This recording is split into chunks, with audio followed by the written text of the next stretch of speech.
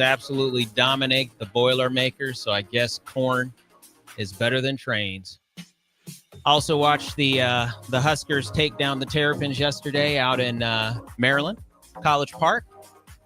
My brother was at that game. Shout out to my brother, Major Emmanuel Chatter, stationed at the Pentagon right now. Thank you for your service. Him and his family got a chance to go see the show out there. It's a beautiful Sunday, and there's a lot of great things going on in Husker athletics.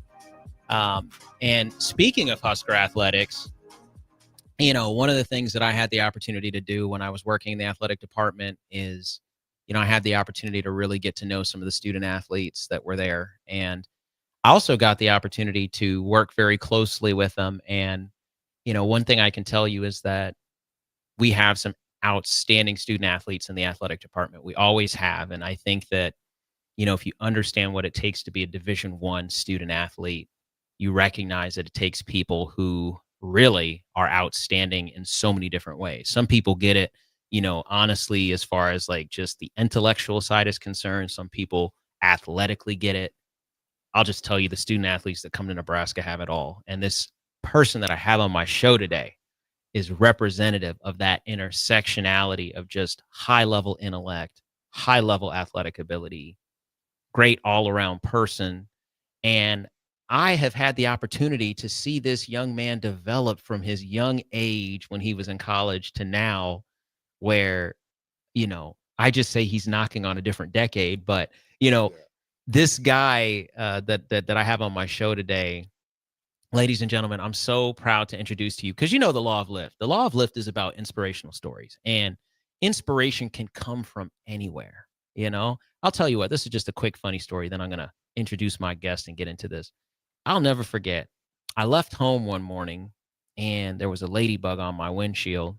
And when I got to work, the ladybug was still on my windshield. I got inspiration from that because I realized what must it have taken to like hang out and just hold on for dear life for all that time, right? So I was inspired by that ladybug. But speaking of inspiration, this gentleman that I have on my show today, ladies and gentlemen, his name is Tyron Ferguson, and I'd like to welcome him to the show. Tyron, how are you doing today? Man, I'm doing fantastic. I appreciate you guys having me here on the ticket, my first time. And it's a pleasure to be here with you, uh, knowing knowing though how much of an inspiration you meant to me when I was in college and then I've obviously after college as well. So it's a pleasure to be here for the first time with you on the ticket. Man, it's awesome to have you here.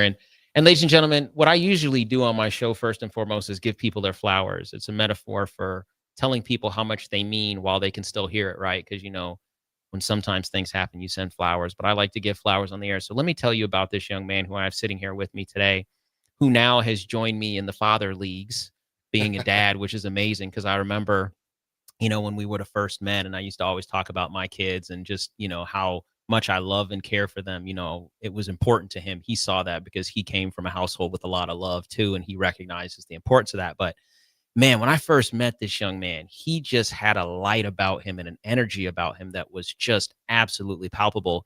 He was just always going, you know, 100 miles per hour in so many different ways. He was just wanting to take on what life had to give. And he was a student athlete when I met him. He was just, you know, doing so many things while he was in his athletic program here at Nebraska. Academically, he was pushing himself in the classroom. He was doing what he needed to do to get things done there. And he has a really unique story. And as I started to get to know him, I got to know his story, and I better understood why he was so ready to go all the time, ready to just like push himself and really be at the forefront of the things that he was doing. And so him and I worked on some business opportunities together, and he pushed me like you wouldn't believe. He had me believing in my own product more than I think I believed in my own product, because he could see a vision. And I think the vision really for him was about just how much he was willing to push himself and really hold himself accountable. And that accountability was so important. And so as I got to know him even more, what I recognize is that he applies that accountability to everything that he does in his life. And, you know, I think that accountability is really important. And when you grow up the way that he did, and you come from that level of accountability at home where you're expected to be excellent in all that you do, I think it really does trickle down into everything that you do. Right. And so We'll talk more about his personal journey and how he became such a highly accountable person in his life, and his follow through, and how he got to the level of athletics that he got to. But even more importantly, we'll get to a point where we talk a little bit more about his transition out of athletics. One of the things I always noticed was when I worked in the athletic department is that there's so many people, specifically as I think about it on the football team, who don't necessarily go pro. But that doesn't mean that they don't go pro in something else. That doesn't mean that they don't go pro in whatever job they're going to take on. That doesn't mean that they don't go pro as a father or a husband or whatever, right? So what I noticed about him is that quickly after he left his college career, he turned that energy and that accountability and that focus into something else and started building his business right away. And I had no doubts that he was going to do that, because this guy was just always on top of things, and he had lots of connections. He knew how to get things done, and he was just a go-getter. And so there's your flowers, Tyron. I just want to give those to you. That's because fantastic, no, man, because I mean, seriously, it's good to hear that sometimes, because I've always been a guy. And what older I'm getting now, I'm starting to really get in tune with myself, yes, spiritually, and actually accepting those flowers, right? yes, I think at the time I didn't need anything that was going to make me feel stable, right? yeah, I needed to, like you said, challenge, right? And that's right. sometimes receiving flowers, man, it just makes you feel as though the journey is over sometimes, and you have a chance to rest. But neither here nor there, man. I would like to say I appreciate that. No problem, man. And it's good to have you on the show, and good to talk to you. So, the first question that I always ask on my show, which you probably wouldn't have expected this, but tell me about your name. Where did you get the name Tyron from? Oh, please man. tell me where that came from. The history of your name. Tell me about it. Yeah. I would tell you this. So my mom, from my understanding, loved the show. I'm not sure if it was Paid in Full or one of those shows, back on the BET Classics. Yes. That whole ordeal about inner city kids doing whatever inner city kids do, right? Yeah. But one of the actors' name was Tyron. Okay. My mom completely fell in love with it. Okay. But I guess to the flip side of that, my biological father's name is Tyrone. I see. So Gotcha. I don't think my mom wanted me to be a Tyrone Gotcha. Jr., but she was like, I like this name, so he can be a Tyrant. Okay. So I think that's where the name came from. Okay. Yeah. I don't know his last name, but okay. I knew he's an actor. We're gonna have to look that up. I know there's some Absolutely. people who are familiar with that show who know exactly who you're talking about. So that's awesome. So you get that name from someone that your mom likes this show and everything, and you'll be surprised how many people come on here who talk about stuff just like that, right? It's like absolutely. because that's one of the. I mean, think about how powerful it is to choose a name for someone that they'll have for the rest of their life, right? Oh, and you man, want it to be something beautiful. You want it to be something that means something, and so that does mean something. And so I hope I've inspired you to ask your mom that question one more time, right? Hey, tell me who that was again, so you could look him up. But that's good stuff. So tell us, where were you born? I was born in the city of New Orleans, Louisiana, specifically the West Bank. Okay. And I believe the hospital was called West Jefferson Hospital. Okay. Not only was I born there, yes, but my little brother was born there. My little sister was born there. My mom was born Oh, there. wow. Okay, that so family hospital history is the staple for my community. Okay. So yeah. At least all of my friends were also born at West Jeff as well. So West Jeff. Okay. Yes, sir. Yes, okay. sir. And so tell me, the west part of New Orleans, what is the culture like in the West Bank of New Orleans? Oh man, it's one of those areas where it's not necessarily inner city. Okay. But it's 10, 15 minutes away. Gotcha. Right. Gotcha. So okay. the culture remains the same in certain certain geographic areas where the demographics remain the same. Okay. Right? Okay. So I would say across cultures, the differences there were pretty much none. Okay. So I hope that answers your question. There was pretty much no differences at all. I see. Yeah. I see. And so it's just you just separated. I see. By the river. By the river. Okay. Yeah, Mississippi River to be exact. Gotcha. Yeah. Gotcha. Okay, so the Mississippi River runs through that area, and absolutely. And so for you growing up in that part of New Orleans, culturally, what was that like for you? And when you think about that, I want you to talk up to me about, is it all about family? Is it about church? Is it about food? Like, bring some of those cultural components to the table for me. What was that like for you growing up there? Yeah, and if I can talk specifically from not a West Bank or East Bank side, I like to just talk from a New Orleans, Louisiana's Yeah, perspective, absolutely. just as a whole, right? Yeah. Um, so growing up there, like everyone's story, right? Everyone has a hood, and everyone has just different areas that's just not doing the best. Poverty, just the entire workings, right? So, growing up wasn't always the best. Okay. At least in my situation, I have some friends that their story was a lot different. Yeah. Um, I would say that growing up, there was a lot of violence, um, drugs, Hmm. and all of those workings, right? So I would say just growing up in that community Hmm. has been more of for me, an eye opener because I knew I was not the path I wanted to take. Hmm. Um, but I will also say that we have great food. Yeah. Yeah. We have great culture. Uh-huh. I will say that my city really does reflect bringing diverse cultures together as well for certain events of the year. Mardi Mhm. Gras Yeah. to be an example, Yes. right? I would say that place has been, uh, our culture was fundamentally built on diversity. I would say, Hmm. right, because obviously, New Orleans is a French settling area, Yes.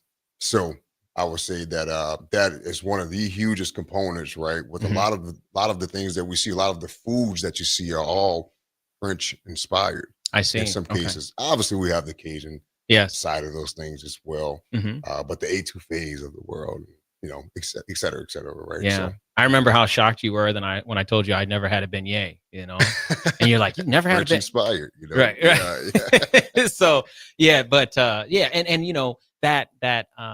that cultural influence, I think, is one of the things that's still so powerful down there, and you can hear it in the accents of people.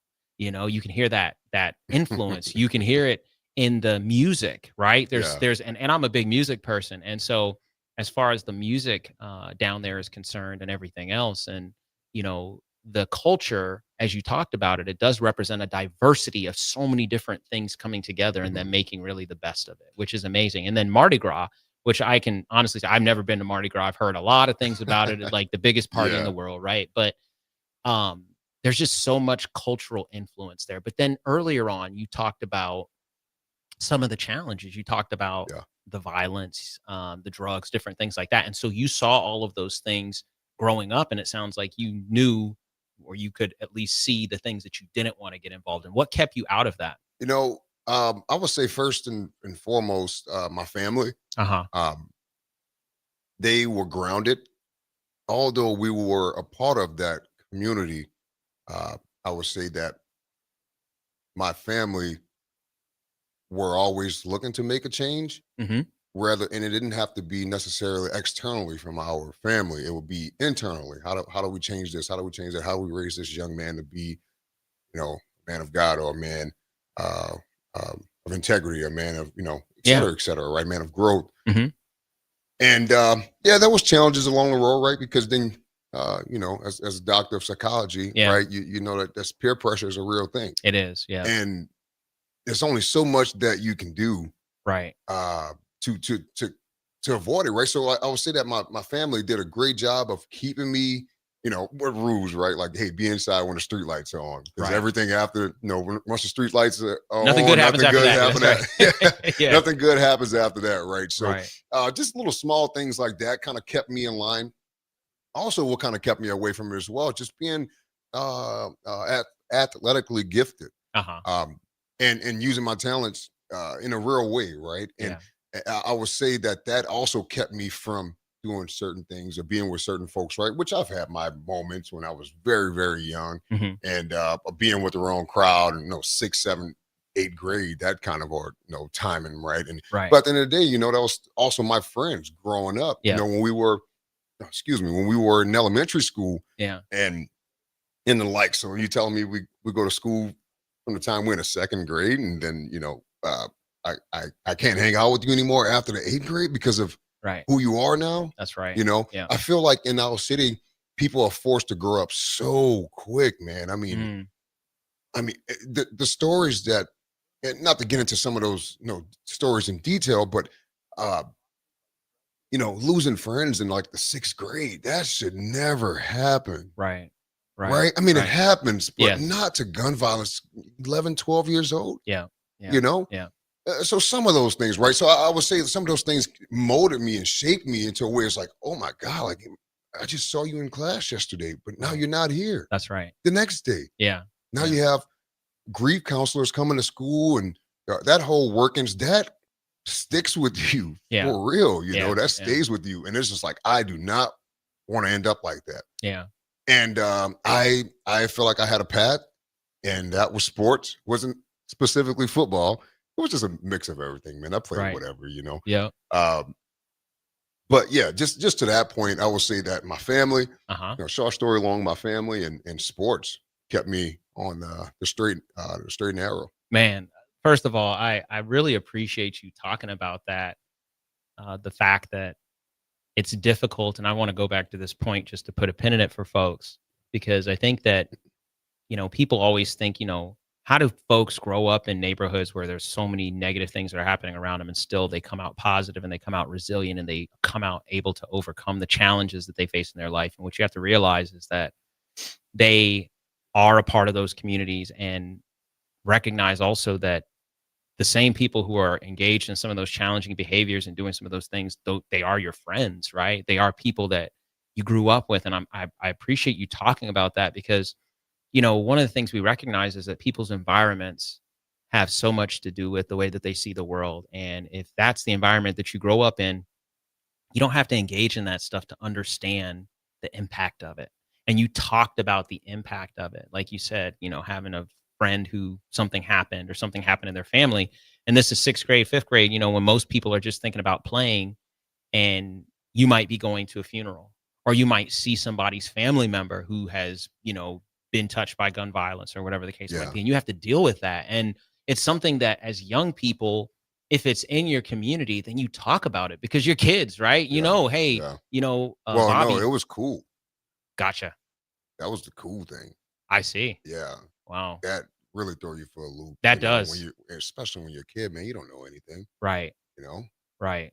Sorry to cut you off. No, that's Yeah, good. That's that good. was- That's good. I appreciate you correcting me on that, because I think that, one of the defense mechanisms, of course, so that it doesn't absolutely tear you down, Yeah, is to find a way to adapt. Right. absolutely. So it's like, you know what?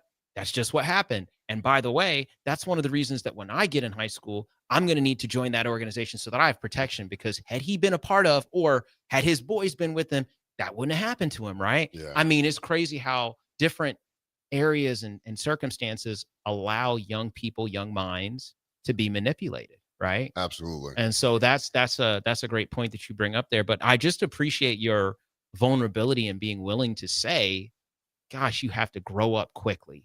Yeah. And there's things going on around you that some people could never imagine experiencing those things, and not having, in some cases, someone to be able to step in. But like you said, you did have some grief counselors and everything, but I would assume that it probably wasn't popular to go in and see a grief counselor, right? You just Yeah. dealt with it, right?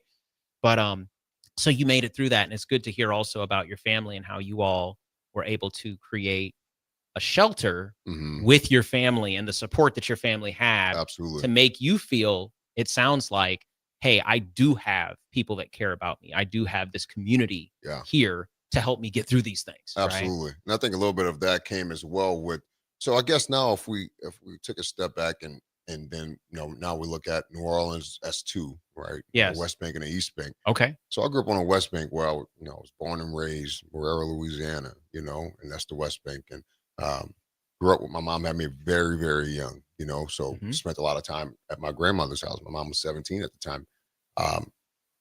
But very intelligent, smart, 4.0 student, that kind of lady. But neither here nor there.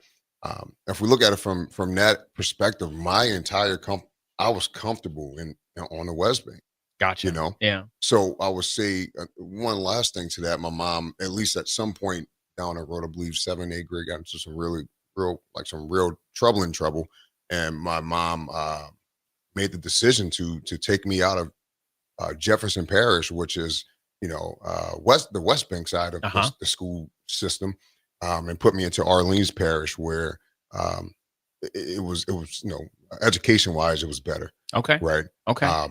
So that transition just took a fish and put them into an entirely different you know ecosystem, and everything was completely different. The folks were different. I Yeah. mean, it was not necessarily different, but how they went to school, things that they spoke about, and Mhm. et cetera, right? So I would say that was also one of those key things as well, a milestone in my life where things really started to change, because now I didn't I didn't feel like I had to. I f- I think that was one of those things that really helped make that decision. Like you say, you have to grow up, you know, fairly early, Yeah. to make a decision to go right or left with your life in the sixth or the seventh grade. Right. Yeah. S- but my mom made that decision a lot easier and put me somewhere. It just She made the sacrifice. She did everything she had to do to bring me to school 35 minutes away from where I was most comfortable. I see. And that was logistically that was a little it was a Yeah. You have to get up earlier, right? yeah, Yeah. a little pain, but that helped. That helped a ton. So So you can pretty distinctly remember that change. It sounds like. absolutely. Yeah. Absolutely. Um the teachers there, the coaches that were in that area, I mean, it just seemed like there was a little bit more organization around the younger community, which you can't save everyone, but Mhm. for the most part, they cared, Yeah. right? Yeah. The folks in that system. As a matter of fact, not to get too far, because I know you want to guide this thing to the point where I just came back from New Orleans um, last Tuesday. Okay. Um, my principal, Emily Ferris, is from Central City, Nebraska, Your from my principal high school. from At the your high college. school in New Yeah, Orleans. yeah. And Oh wow. every time I go home, Yeah. I reach out to her, go get brunch or wine, all of those workings, right? That just Yes. lets you know Oh wow. uh how much they cared. And Absolutely. these high schools started to work with you in middle school. I see. So, Okay. but Gotcha. then obviously when you good in sports as well, Yes. that Yes. it gets a little bit more um important for them, like, hey, we need to get this dude here. Yeah. No, Yeah. for sports, right? Yes. But neither here nor Absolutely. there, the And system that's was still that's good. the other thing that's really cool, you all, is that as I talk to especially a lot of these athletes who were just absolutely elite at their time and their place, you have to understand that it's in their own way that they are going through their journey, but also with everything else that's going on in their life, they're dominating on the basketball court or Yeah. dominating on the Yeah. football field, right? So there's a lot of lots of people who are interested in that talent, and also the fact that, again, very good student, have a great mom at home who really cares about academics, clearly, right? Absolutely. And we'll talk more about that later. But, just hearing that's really cool that you still connect with your elementary school or No, middle no, school, well, high school high principal, school principal. but Gotcha. she came and got me, from the middle school I was going to, which it was right up the road, right? Gotcha. But Gotcha. Yeah. that Yeah. that was just the thing, I guess. I think we kind of bypassed the difficulty of transitioning Yes. into a different school Mhm, parish. mhm. Um, but I would just like to say, just like I said, end result, Right. how much of a relationship I still have with those leaders. That's awesome. That's awesome. And Yeah, people who could step in.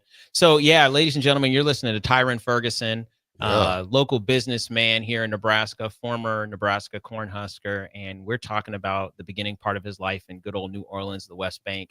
But we'll be right back after this and have some more conversation with Tyron. You're listening to The Law of Lift on 93.7 The Ticket. We'll be back.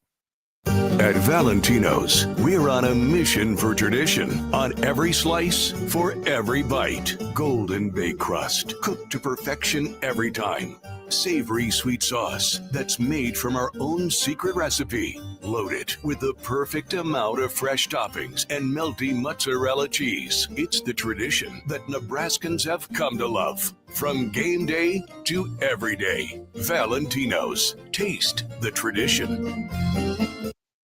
Give your furnace a break with the help of Heartland of Nebraska Windows. Heartland of Nebraska Windows offers a free estimate, full window replacements, all vinyl triple pane windows, and a lifetime warranty of everything, while still keeping their prices affordable. Sounds too good to be true, right? Heartland of Nebraska Windows is locally and family owned with their own team of installers. Give the window experts at Heartland of Nebraska Windows a call today at 402-430-3852 or visit them online at heartlandofnebraskawindows.com. Elevate your home or business with the help of Heartland of Nebraska Windows today. A1 Automotive's second location is now open at 5110 State Hill Drive, just off of Yankee Hill Road. The new location continues to specialize in all makes and models and provides personalized service as they have for 15 years. With the school year here, A1 Automotive reminds you that college students get 10% off any service, and they offer free tire repair with a valid college ID. Schedule your appointment today at a1autolincoln.com and visit their new location in South Lincoln at 5110 State Hill Drive or downtown at 11th and L. Have you been injured in an accident and don't know where to turn? You need an attorney you can trust to handle your case with professionalism and compassion. The attorneys at Liberty Law Group understand that a call to an attorney is a call for help. If you've been injured, we want to help you. Liberty Law's experienced attorneys are committed to the pursuit of justice for those injured. Call Liberty Law and find out how we can help you get the compensation you deserve. Call 877-42-LIBERTY. Call the trial attorneys you can trust. 877-42-LIBERTY. Schweizo Construction is now hiring for skilled craftsmen, steel erectors, concrete workers, and general laborers. Schweizo Construction offers great benefits like premium wages, health and dental insurance, paid holidays and vacation, 401k with company match, life insurance, and disability insurance. They pride themselves on a legacy of 40 years built on integrity and trust. Joining their team means becoming part of a family that values hard work, dedication, and mutual respect. Apply today at schweizo.com. That's SCHWISOW.com. Since 1983, Fast Mike's Roll-Offs have been a trusted and reliable company in Lincoln and the surrounding areas.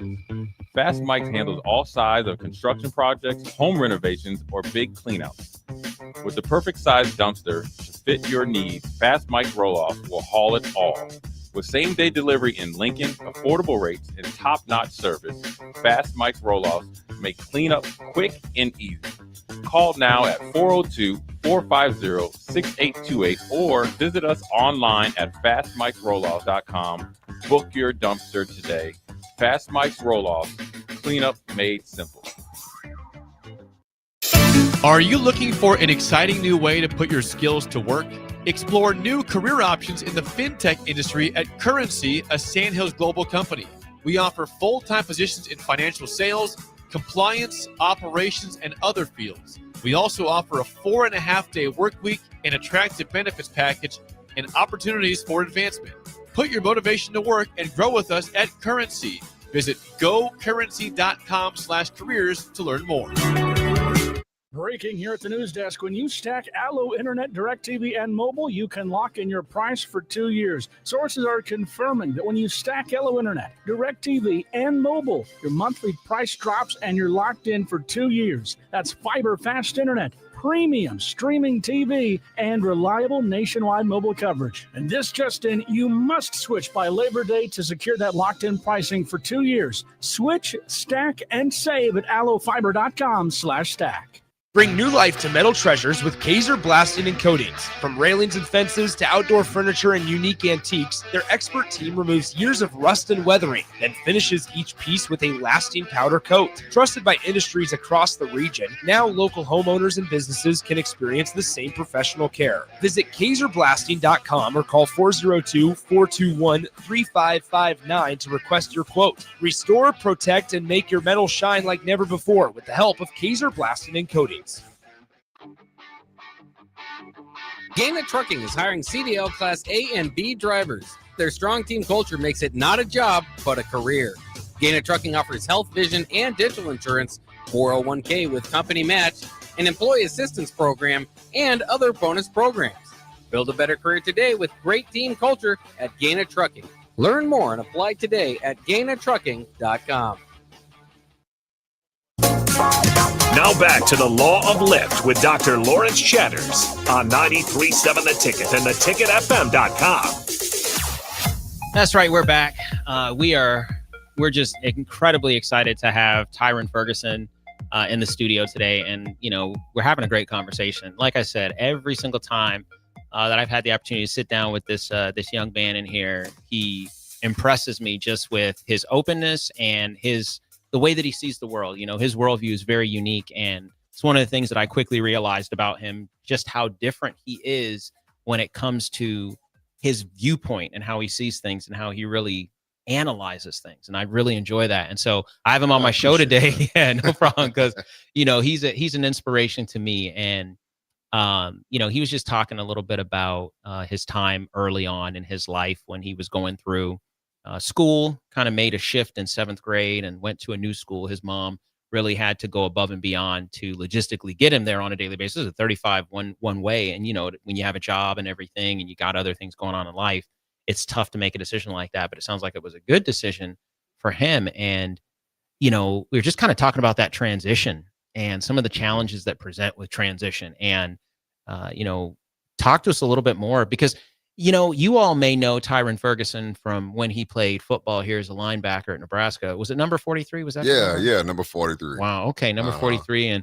And absolutely, you know, we'll talk a little bit more about that, because I have a lot of questions about that for you, since you're a football guy and you understand things from that perspective. But you all may not have known that Tyron was not necessarily a football player all throughout his middle school and early high school career. He was a baller. He was a basketball player, right? Yeah. So tell me, what did you love so much about basketball, and what position did you play in basketball? Man, so, you know, I was 6 foot probably in the 6th grade. Oh, wow. I did not know. About 7, let's call it 7th grade. Oh, my goodness. Definitely pushing 6 foot, which, you know. So you grew early. Okay. Yeah, okay. yeah. So, and obviously, you know, growing up, since you're so big, you know, they try to pigeonhole you to play in the post, you know, and it's I mean, look, just don't mean I'm going to be this big my entire life. They're going to have guys that are 6'7", 6'8", 6'9", 6'10". Yes. But I also thought I had some promise to be in that 6'4", 6'5", 6'6" range, because like I said, my biological dad, he's 6'4", 6'5". Oh, wow. My little Okay. brother, he's 6'6". You know, Wow. my grandfather's like 6'4", 6'5", and I'm the only one that fell short to 6'2", man. So I'm, yeah, but neither here nor there, man. Yeah, the transition with that, my mom put me into this new parish, new friends, new teachers, new curriculum, new everything, you know. And honestly, quite frankly, I wasn't scared at all either. I thought that would have been best too, just to get away from all of that. I wasn't comfortable, but I knew it was going to be changed, because I also knew they had really good sports and competition. And even at such a young age, man, there was so much competition. Yeah. So I would say in the 7th grade, when I got there to Alice Hart, just in the basketball program, right? And then there's this circuit, man, where you know, you play against all the middle school charter schools. You know, here in Nebraska, I think it's more recreation kind of ordeal. Everybody has like a club, but it was schools, even in middle school. Middle school play against this middle school, and I'm sure it might remain the same some places. But neither here nor there. I played ball there. Really grew into myself. I was always a baller. Okay. Basketball player. Yeah. After my 7th grade year, you know, just playing all over the city, inner city of New Orleans. People start to notice, you know, and they're like, man, this kid who is he? Yeah. Right.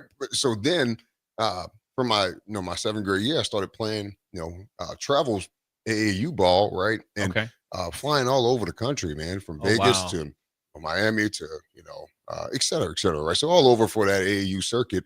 And took full advantage of that. And going into my 8th grade year, I had a coach named Coach Maul. I'll never forget it.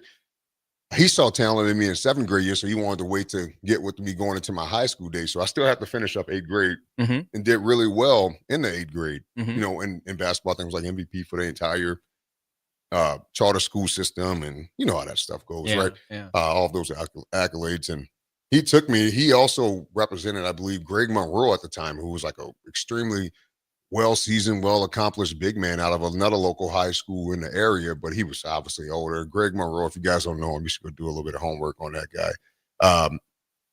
But he took me, trained me up.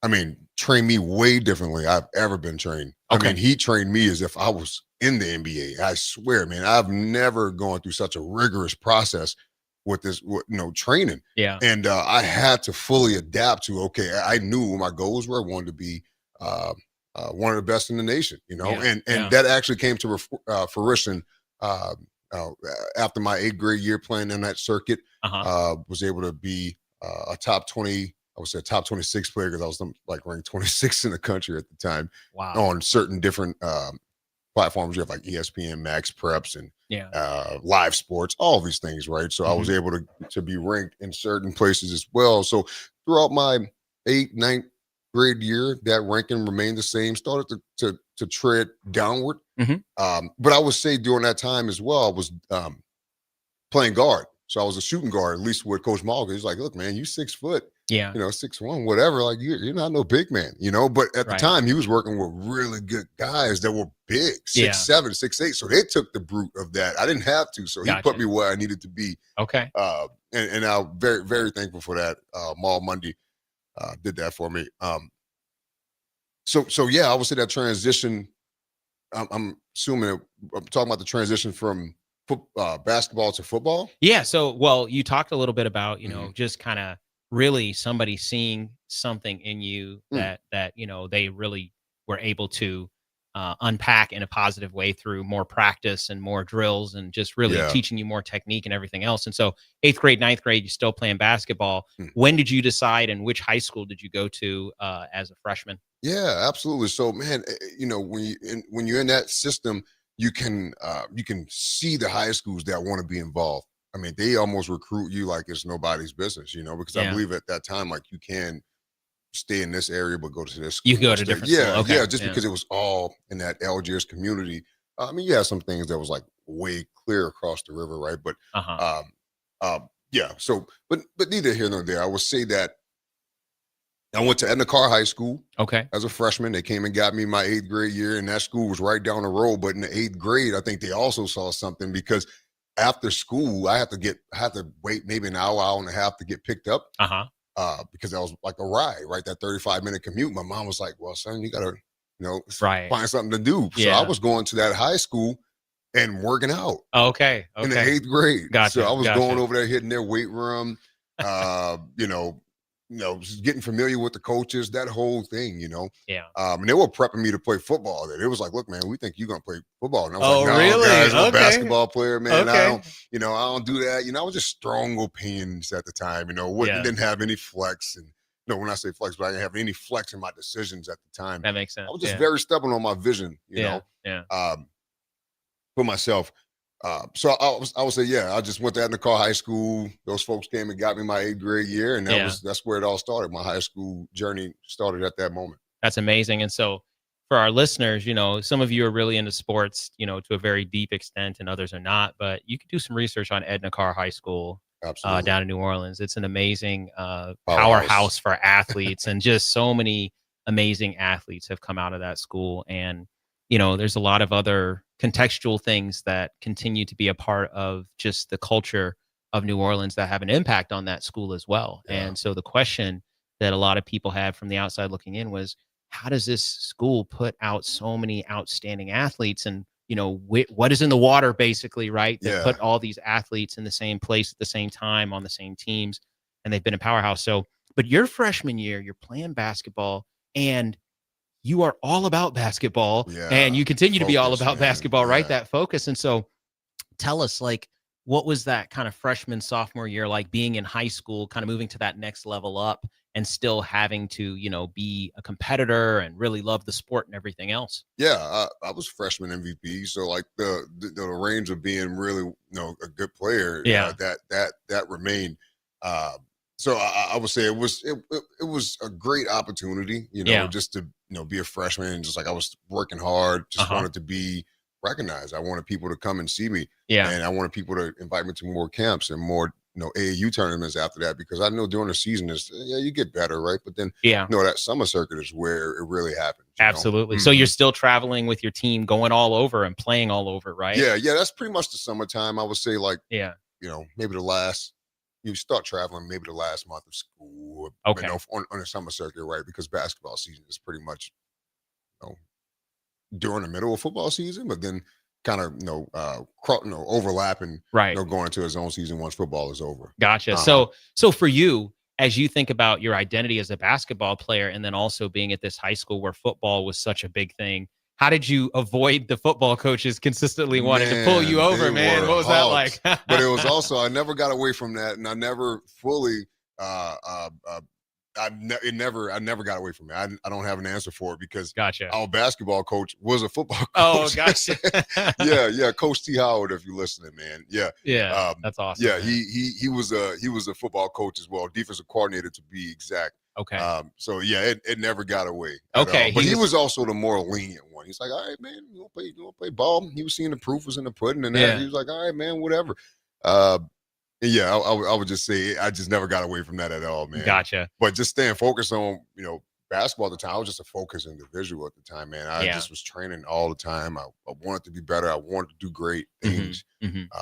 And that was just like an outlet for me to go and do things that I have to do to be the best that I can be, Yeah, that's amazing. And so, when we talk about that focus and we talk about opportunities and all the things that are happening around you, tell me about when you first started thinking about the fact that maybe basketball could take you to college, or sports in general could take you to college, or were you thinking that? Was there an expectation in your household that yes, you are going to go to college? That's the next step after high school. Talk to us a little bit about that. Yeah. So I would say going to college was a no-brainer for me, and playing sports was that way out, right? Yeah. No, although I think we grew up fairly okay, financially and all that stuff. Yeah. But just knowing that I have some gifts to get there free, Yeah. and to the first part of your question, I would say I wanted to go to college and play basketball when I was in the 7th grade. Oh, wow. So that's when Yeah. you started thinking about it back in the 7th grade. Man, Okay. I was thinking full ride scholarships at that time. Wow. Yeah. But I also knew, and when I was seeing the competition, I think YouTube was starting to really, come out of its shell at that time and become the platform that it is.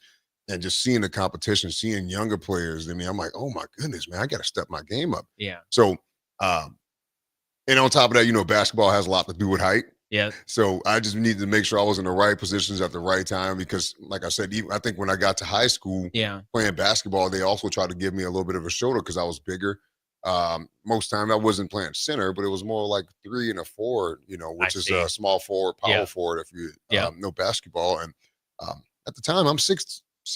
I'm like, look, man, I just came off the circuit playing guard, and so it was just one of those things, I would say. Excellent. Well, we'll continue having that conversation when we come back, but it's just great to hear about the beginnings, all the things that go into your drive and your focus. And ladies and gentlemen, we're just here listening to Tyron Ferguson on the Law of Lift, and we will be right back after this on 93.7 The Ticket. At Parkview Animal Hospital in Lincoln, it's not just their professional care that sets them apart, but their warm staff and state-of-the-art facilities. Whether it's for a routine checkup or a comprehensive medical procedure, at Parkview, your pet isn't just another number, but a valued member of their caring family. Visit them at pahlincoln.com today and in person just south of 14th and Pine Lake Road. Parkview Animal Hospital, your pet, their passion for happier, healthier, furry friends. Limitless Male says it's all fun and games until your testosterone plummets. Testosterone levels can start falling as early as age 30 with symptoms like no energy, poor sleep, brain fog, belly fat, muscle loss, and mood swings. If this sounds familiar, get your testosterone checked at Limitless Male. We'll get you back in the game with more strength, energy, and confidence. When you feel this good, you'll wonder why you waited so long to get a free consult at Limitless Male. Get scheduled today. I'm Karen Carr. I've been a realtor for 31 years. When I made a company change 12 years ago, I chose Lincoln First Realty, now NP Dodge. It's the oldest independently owned realty company in the country.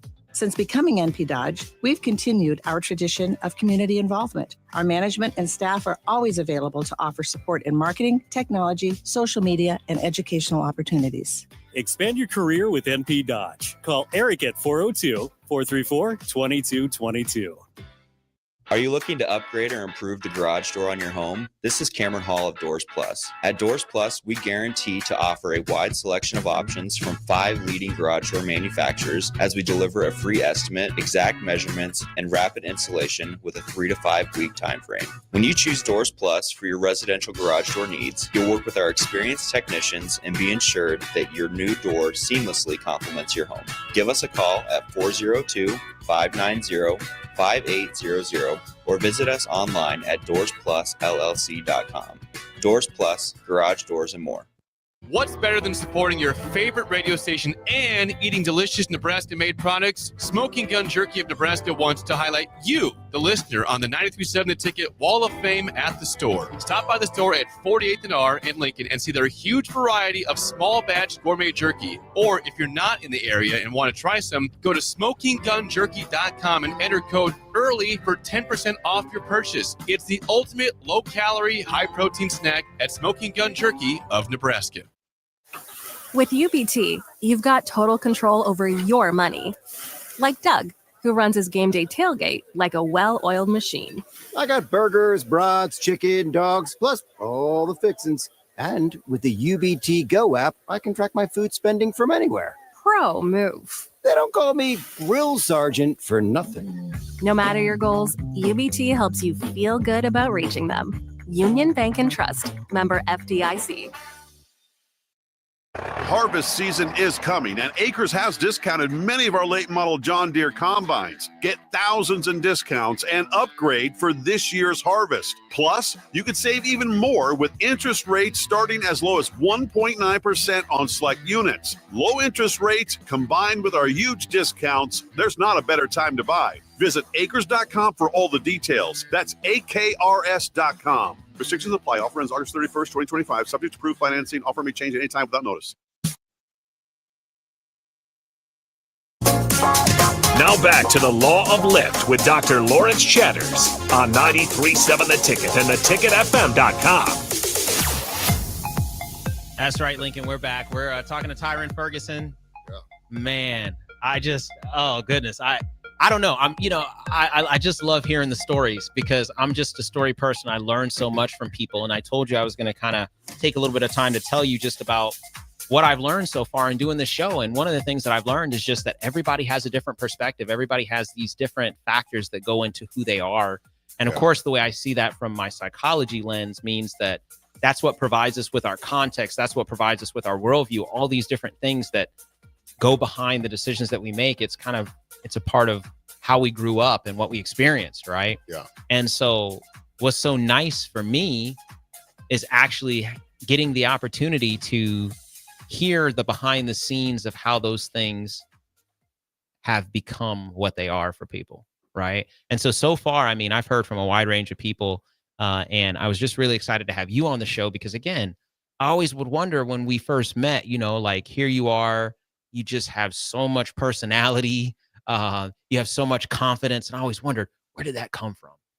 Like, why does this guy feel like he can be so confident and so powerful in his personality and his perspective? Because I think that's a special thing to have, you know, and you take that into the way that you do business, into the way that you live your life. And so that was something that always compelled me, was just your confidence, right? Like you're just like a super confident person, man. I'm like, this guy feels like he knows everything and he has a reason behind that. And so I always appreciated that. And I also appreciated all the opportunities that we had to just sit down and talk about life and just kind of decisions and things that go on and how to have perspective and move forward. And so it's been nice to have you on the show so far talking about things. And just as a, this last segment, which we don't have as much time, but I want you to tell folks about how you made that transition finally after so many times that you heard from those football coaches. Hey, we got a great program here at Nakar. You need to come over here and get on this team.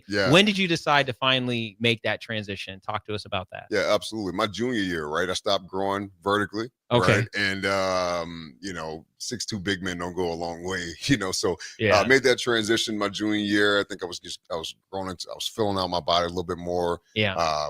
And honestly, I think I was just seeing the success that they were having. I've had experience with football. Right, I played football my 6th grade year. My 7th grade year as well. Gotcha. So I played growing up in Little League. I see. Yeah. But basketball was just what I gravitated towards. But neither here nor there. I would say my junior year, I finally put the pads on again. Yeah. And I think I was still.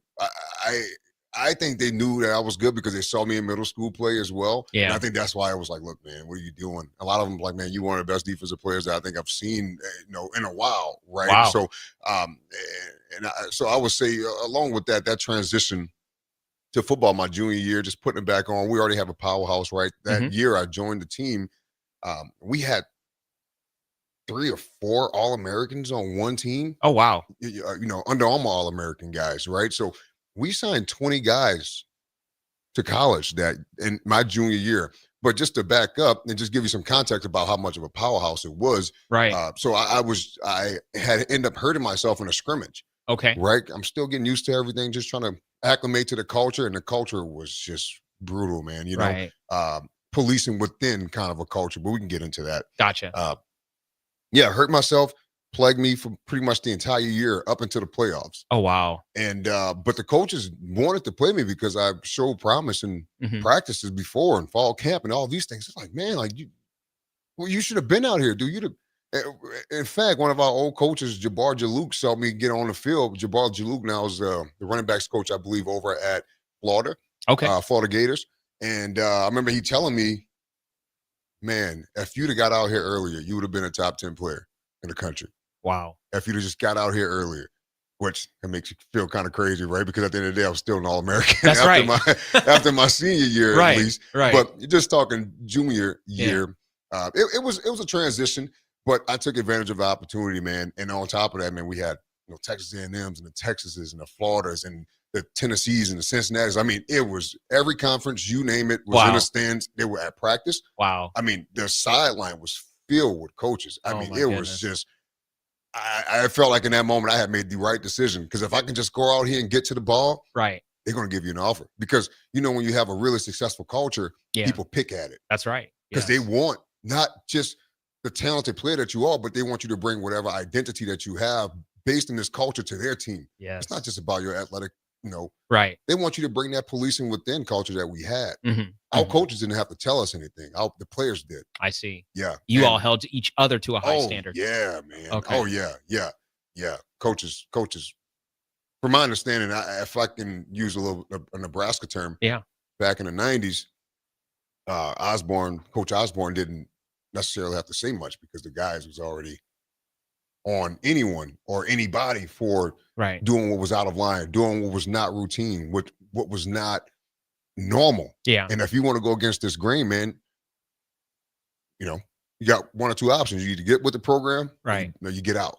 I see. And I think the get out part was a little, I think there's a little bit more context to that as well. Back in the days, man, those guys were grimy, man. But neither here nor there. That junior year did everything for me. Like I said, I was hurt. Got a whole season, came back to playoffs. Yeah. They was throwing me in. Like, I was like, I'm getting reps. Right. Hey, Ferguson, get in there. Right. And I'm just like, man, I didn't expect to play, but whatever. Yeah. And well, listen, we'll get back into that. I mean, man, lots of good stuff here. Ladies and gentlemen, you're listening to Tyron Ferguson and Dr. Lawrence Chatters on the Law and Lift, 93.7 The Ticket. We'll be right back after this. Since 1983, Fast Mike's Rollouts has been a trusted and reliable company in Lincoln and the surrounding areas. Fast Mike's handles all sides of construction projects, home renovations, or big cleanouts. With the perfect size dumpster to fit your needs, Fast Mike's Rollouts will haul it all. With same-day delivery in Lincoln, affordable rates, and top-notch service, Fast Mike's Rollouts make cleanup quick and easy. Call now at 402-450-6828 or visit us online at fastmikesrollouts.com. Book your dumpster today. Fast Mike's Rollouts, cleanup made simple. Are you looking for an exciting new way to put your skills to work? Explore new career options in the fintech industry at Currency, a Sandhills Global company. We offer full-time positions in financial sales, compliance, operations, and other fields. We also offer a 4.5-day work week, an attractive benefits package, and opportunities for advancement. Put your motivation to work and grow with us at Currency. Visit gocurrency.com/careers to learn more. Breaking here at the news desk. When you stack Allo Internet, DirecTV, and mobile, you can lock in your price for 2 years. Sources are confirming that when you stack Allo Internet, DirecTV, and mobile, your monthly price drops and you're locked in for 2 years. That's fiber fast internet, premium streaming TV, and reliable nationwide mobile coverage. And this just in, you must switch by Labor Day to secure that locked-in pricing for 2 years. Switch, stack, and save at allofiber.com/stack. Bring new life to metal treasures with Kaiser Blasting and Coatings. From railings and fences to outdoor furniture and unique antiques, their expert team removes years of rust and weathering, then finishes each piece with a lasting powder coat. Trusted by industries across the region, now local homeowners and businesses can experience the same professional care. Visit KaiserBlasting.com or call 402-421-3559 to request your quote. Restore, protect, and make your metal shine like never before with the help of Kaiser Blasting and Coatings. Gaina Trucking is hiring CDL Class A and B drivers. Their strong team culture makes it not a job, but a career. Gaina Trucking offers health, vision, and digital insurance, 401k with company match, an employee assistance program, and other bonus programs. Build a better career today with great team culture at Gaina Trucking. Learn more and apply today at GainaTrucking.com. Now back to the Law of Lift with Dr. Lawrence Chatters on 93.7 The Ticket and theticketfm.com. All right, we're kicking off the second hour here of the Law of Lift, and time always flies on these shows because guess what? You're listening to true to life inspiration. I have Tyron Ferguson in the studio with me today. Folks might remember him from his Husker days. Just absolutely amazing person. Get the opportunity to hear a little bit about his journey today, growing up in New Orleans, going to Edna Karr High School. There's a documentary on, is it Netflix or Hulu? Hulu. Yeah. About Edna Karr. And so I'm going to have to watch that now because, you know, again, Eldridge America. That's what it's called? Okay. Yeah. I've heard of it, but definitely want to go check that out now because as you talk about the culture, and that was one of the things that I was really going to talk to you a little bit more about. And you brought it up in the last segment. You just kind of talked about this idea that you all were excellent because you demanded excellence. People who were on the team demanded excellence of other people on the team. And sometimes that can take different forms, right? Yeah. And as excellent as a team can be, and I always tell people this, sometimes a championship caliber program may not necessarily be, number one, the easiest program to be a part of, but number two, the safest program to be a part of, because sometimes things happen in those spaces that you have really great athletes, but just because you have great athletes doesn't necessarily mean that they're going to be kind to each other or allow certain things to happen, right? That are not necessarily what they consider to be a part of their accountability and their culture within that space. And so, you know, lots can be written about that, but you talk about you transitioning into football that junior year. You play a number of games, and at the end of that year, you get an offer, right? Yeah. So tell me, where'd that first offer come from that you received? Yeah, the first one came from Oregon State. And then after that one, Oregon State was when Mike Riley was there with Coach Trent Bray. And I think the next one was UCLA and Arizona State. Wow. Just a number of Pac-12 schools because of my body type. I see. Long, lengthy, not as heavy. I see. You know, Pac-12 was pretty small and fast at the time. You know? So tell me, what's it like as these offers are coming in, and how is this inspiring you kind of going into that senior year? And what's your mom saying about this? What are your coaches saying about that? Because again, it's a part of the culture there that people get offers, right? But how are you feeling that college is going to be an option for you and it's going to be a full ride scholarship? Oh, I'm feeling feeling joyous, but also not that the journey is done. You know? I see. Yeah. When I was getting these offers, I was like, I knew I can do it. Yeah. You know, so it wasn't a surprise to me. Yes, I was very excited. My mom was very excited. She's like, oh my God, you got a 4-year scholarship to these places? Wow. And I guess she didn't think it was going to happen as fast as well. I remember when I first got that call from Coach Brassfield. Yeah. I'm not sure if you guys remember Coach I remember Brassfield. Chris Brassfield. Yeah, shout out to Chris Brassfield. Man. That guy has some good energy, man. Yeah, my mom was in the kitchen, I believe, making crab stew. Yeah. Yeah. And about dropped the pot off the stove. Oh, you know, wow. Out of pure enjoyment. That's amazing. You know? Yeah. So those offers kept coming in, and then you go into the summer, and this is probably the first summer that you're not playing basketball, right? AAU wise. Yeah. And so do you continue your craft in the football side? Have you taken all that focus that was in basketball and turned that to football now? I would think the only thing I took from the basketball aspect was the athleticism. Yeah, I see. From that. But honestly, I think what came with football was just a little bit more aggression that I needed. Yeah. that I had to almost mold, and I learned it from the culture before, Right. obviously in a culture that came years before that. Yeah. Right? So Yeah. So that senior year, you roll into your senior year playing football, and you have a pretty significant year, right? You have a breakout year, my right? my breakout year was like the only year I Yeah. played football, technically. Right, right. Because like I said, I only played maybe 4 games, and that was pretty much the playoffs all the way up to the Superdome for the state championship. Mhm. But my senior year, I think I recorded north of 104 tackles, 23 tackle for loss, and maybe up to 11 sacks Oh, my that goodness. year, and won every accolade. And I didn't know I won these accolades because I was just so prepared to go to Nebraska, so or go wherever at the time, right? Right. And I was just like, man, I don't care. Yeah. I'm trying to go play. I'm trying to get out of here, man. I'm trying to get out of New Orleans. But you really racked things up that senior year. And that just is a testament to how great of an athlete you are and were at that time, is that here you are in your second year playing football, and you are just absolutely leading the state in so many different ways. And so that's amazing. And so now you mentioned going to Nebraska. And so I didn't hear you say anything about an offer from Nebraska. Tell us a little bit about some of the things that were happening in the universe that changed, that would have changed that senior year, that made Nebraska become an option. Yeah, so I would say, like I said, I'm just go back just for 1 second, that out of those guys in 2014, because I graduated 15, we signed 20 guys. 3 of them came to Nebraska: Glenn Irons, Jariah Tolbert, and Javon Walton, J-Rock. Okay. Right. So those guys came down here in 2014. I was just a class of 2015. So I would say that things started to change because Bo was recruiting, sniffing around and things like that. Yeah. But my first offer was from Mike Riley, so I was still pretty open. Yeah.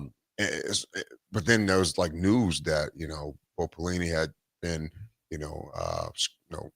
cut here from the the head coaching position, and they were going to be hiring Mike Riley, and those guys said like, hey man, we still want you. And I guess at the time, I think at the time I had, like I said, those 3 guys from the year before, and I was like, well, I'm gonna feel most at home. And I think that was a huge decision for me to come to Nebraska, was just those guys being here. I see.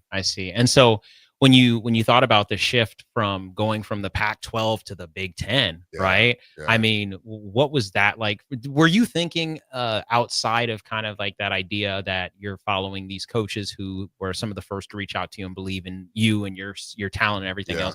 Were you thinking anything about like kind of the difference in conferences, or the difference in going to Corvallis to Lincoln and all that stuff? Yeah, man. So That was the only thing on my mind, because I knew that the style of play was different. Yeah. The size difference. I see. So I was soaking wet 185 my senior year. I see. 190 on a good day, right? Yeah. I would say by the time I graduated, and obviously I knew I was committed to Nebraska. Mm-hmm. I knew that the size was just, people were big. Yeah. And I took it upon myself to get a head start, because I didn't come to Lincoln until 2015. Mm-hmm. Mm-hmm. So between February and June, I had put on, 15, 17 pounds of muscle. So I got to college at 207 pounds. Oh, wow. Okay. Lean. Gotcha. And I was working with a guy named Coach Cox, who was an Under Armour All-American coach out of New Orleans, stationed in New Orleans, working every year with young kids with Coach Primetime. Yeah. And all those guys, right? So he put me on this regimen, and every day after school, when I was even in the like going back to what I used to do in the 8th grade, right, preparing for high school. I did the same thing in high school, preparing for college. Wow. Yeah. So you were just committed, and you wanted to continue growing. And when I got here, first day when I got here, I was telling Coach Bray and all these guys, like, look, man, I put on this weight, and they haven't seen me since then. So it's like, yeah, whatever, man. We'll do it for you.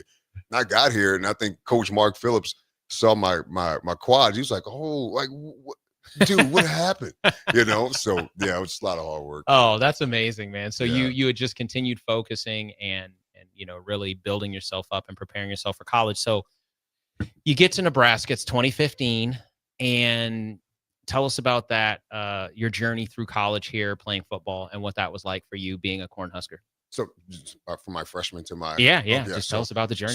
So my freshman year was, I came just I had a ton of enthusiasm and want to be here, just because a lot of folks where I'm from, they get flew out to this team because they're so good. You get these scholarships. So like that's the little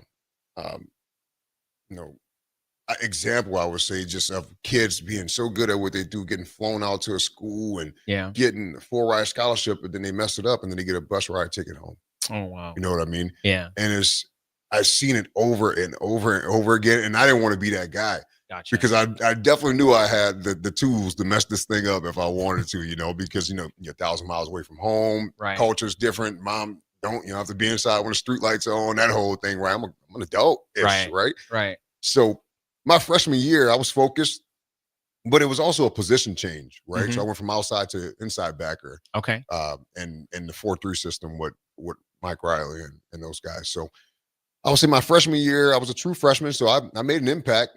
Mostly on special teams, and I enjoyed every moment of it. Yeah. And I think I sat behind Josh Banderas, so I still talk to JB here and there. But neither here nor there. I would say going into my sophomore year, just kind of ran into some family issues and just kind of like some mental health stuff for myself that, losing someone that was, in your intermediate family, like that. My mom's only sister. That threw me for a loop. And I'm 1,000 miles from home, when it happened. And so that was a year of just, what am I doing? And just kind of just off the rail. So I asked for a red shirt. Most time coaches would say, hey, we don't think you're ready. But I knew I needed the time so I could continue to develop. So my sophomore year, I sat Coach Bray down and I asked him for a red shirt. And he was like, yeah, man. It was like, wow, I'm surprised you're asking me for one. You know what I mean? Right.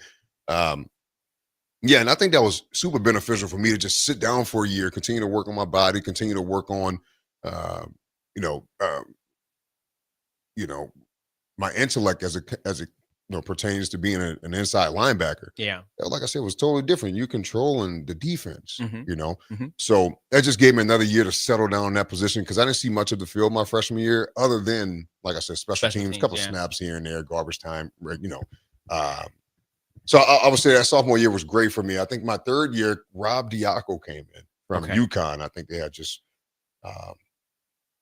lost in the national championship, but the fact that they got there was awesome, man. We getting a defensive coordinator. This guy, I mean, he was rough and tough, man. That dude was ready to rumble all the time. So my red shirt sophomore year, which was my third year, made leaps and bounds. I was extremely focused. Loved everything about the program. Still was always bought in. And I would say that I made a tremendous leap with my body. Okay. As well as my intellect. I think year 3, it really just stuck, right? But then obviously they all got fired. Yeah. And I thought that maybe we can actually do something, but if you have a bad season, man, they just, it's just a business, and these fans want to see us win, so I understand that side of it. So then obviously Coach Frost comes in my redshirt junior year, 2018. And starting outside backer, they finally moved back to where I was most comfortable. Okay. So starting outside backer, finally got my black shirt, that whole ordeal, and had a good season, but just plagued by just real, annoying injuries. Right? Turf toe and high sprained ankle, and obviously as an outside backer, you can't. I mean, you possibly could rush if you was a psychopath, right? Or or you have a really bummed out ankle, right? And you just don't care about the pain. But it's kind of hard to do anything. You move like an 18-wheeler, trying to bend the corner and all those kinds of things. So, right. I would say that year was, it was a great year because I knew I had earned that black shirt.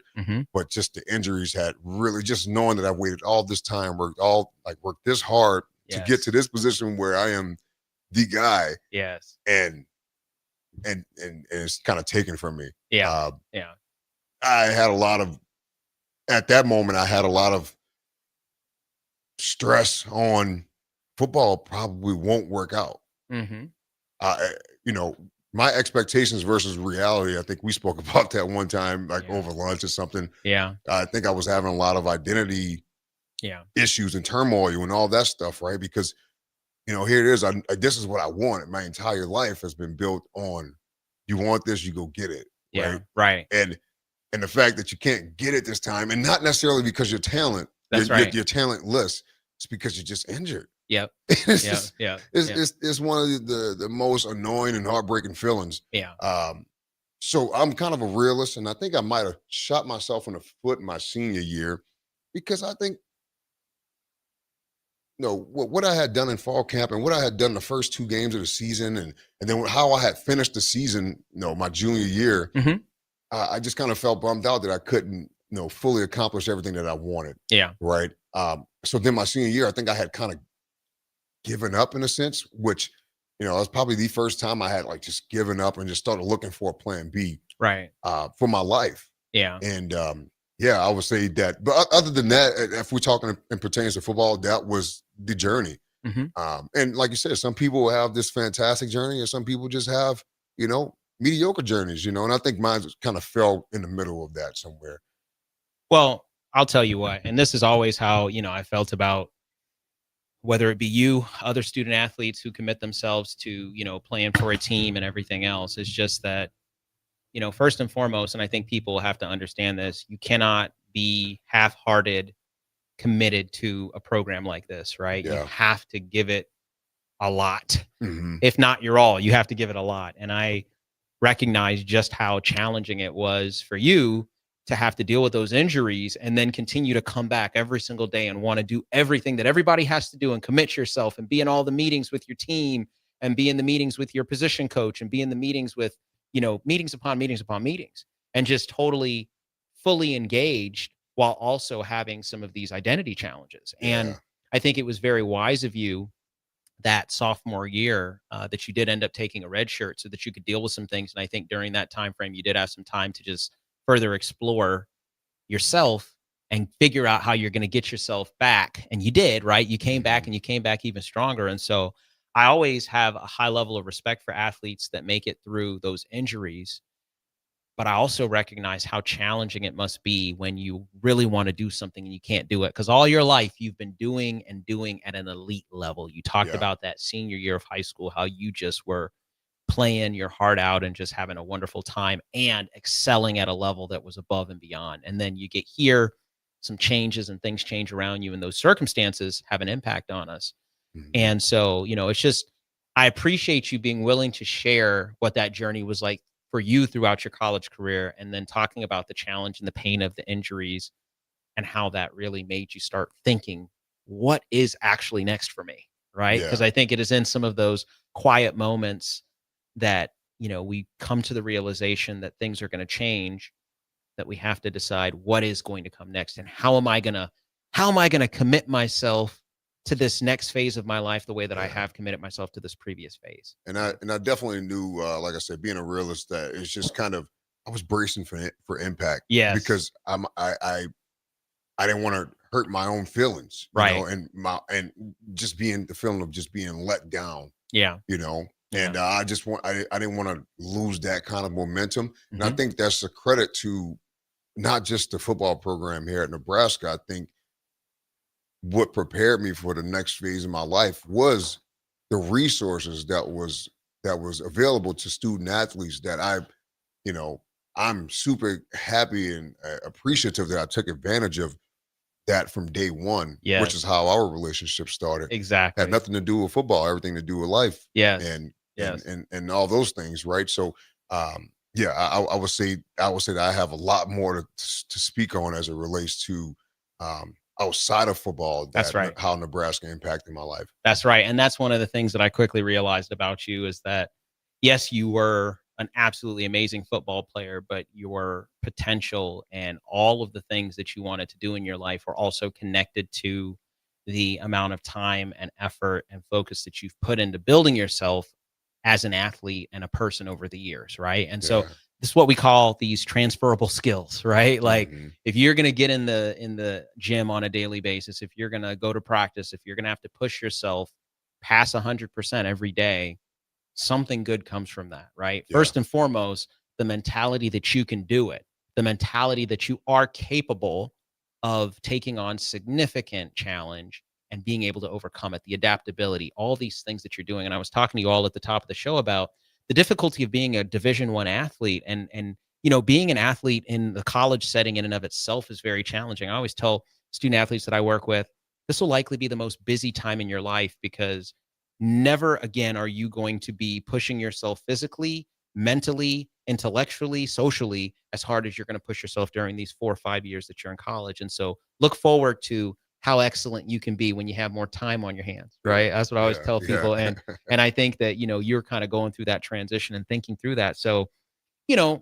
it's amazing to hear about how you went about that process of finally deciding your senior year, and you make a decision your senior year, right, to step away from football. Because I didn't want it to step away from me first, so I was just, but I'm sorry. No. So tell us about that senior year. You decide, I think you made a decision that year, and tell us about kind of how that ended. Absolutely. I think at that point I had already started looking at different avenues to continue this momentum and point it in a place where it would love me back, right? Because I felt like the game at the time wasn't loving me back, and it was just a realization of like, okay, well, this is life, I've always heard that sometimes that ball just deflates, you know. And so I was prepared. I was very prepared. I utilized the resources in my life my senior year, life skills to be exact, including yourself, Keith Zimmerman. Keith Zimmer. And the likes, and relationships, going to even more career fairs than I was going to I remember my freshman year, which we can kind of get into like the whole real estate stuff later, but my freshman year, going to a couple of those events made a huge impact on what I was going to do for the rest of my life. And that was obviously on account of life skills. Right.